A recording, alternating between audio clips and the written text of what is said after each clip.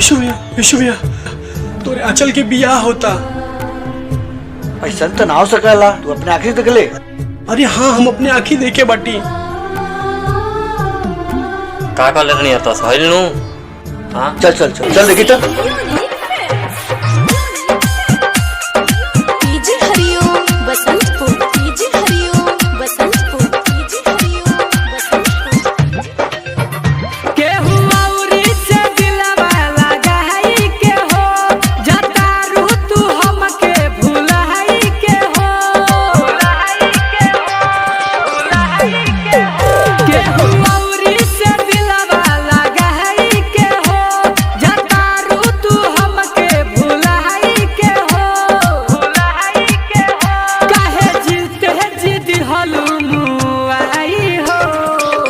हमके बना के पागल दीवाना कइलू तू बेवफाई हो।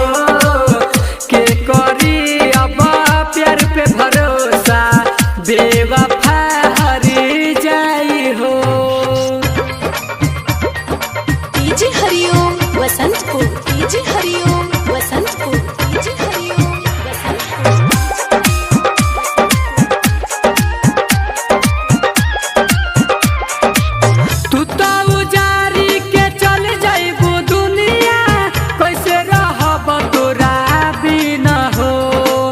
हमारा जिंदगिया में काटे अंधेरा, कटी रंगीन तो रोजी ना हो। कटी रंगीन तो रोजी ना हो। तू तो उजारी के चल जाइबू दुनिया, कैसे रहब तोरा बिना हो। हमारा जिंदगिया में काटे अंधेरा, कटी रंगीन तो रोजी ना हो।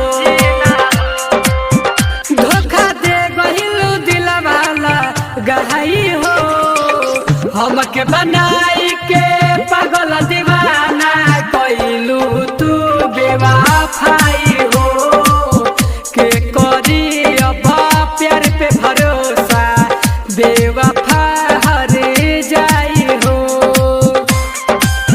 Presented by Unique Films, DJ Hariom Vasantpur, DJ Hariom Vasantpur, DJ Hariom Vasantpur. याद टून टून के दिहलू हो जखम, नहीं बा कवनो इलाज हो। दिलवा लगाई के दिलवा से तू तो पूछत नहीं खुहाल हो। पूछत नहीं खुहाल हो। याद टून टून के दिहलू हो जखम, नहीं बा कवनो इलाज हो। दिलवा लगाई के दिलवा से तू तो पूछत नहीं खुहाल हो। पतित प्रेमी के गइलू भूल हई हो। हमके बनाई के पागल दीवाना कइलू तू बेवफाई हो। के करी अब प्यार पे भरोसा, बेवफा हरी जाई हो। केहू औरी से दिलवा लगाई के हो, जतारू तू हमके भुलाई के हो। भुलाई के हो। काहे जीते जिद हलुमुआई हो। हमके बना के पागल दीवाना कइलू तू बेवफा